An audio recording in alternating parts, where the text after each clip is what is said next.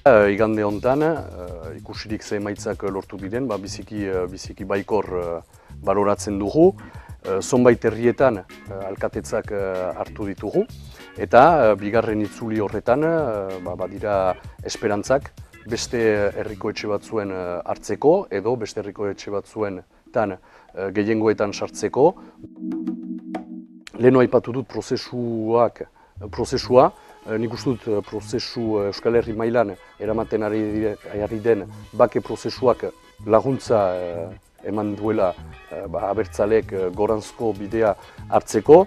Bada ere nahikeri bat urtetan hor egon diren jauntxoak kanpo ez hartzeko. Eskuina indarrean dabil edo ezkerra motiel dabil edo kaskar. Nik uste dut alderdi sozialistak daraman politika ez dela ezkerreko politika bat, eskuineko politika bat eramaten ari da, beraz hori ordaindu dute oraingo bozoietan. Badira herri andana bat nun aukera baden herriko etxeak hartzeko. Importantea da ere testu inguru orokorrerako ahalik eta hautetxe ezkertiar eta abertzale gehiena lortzea.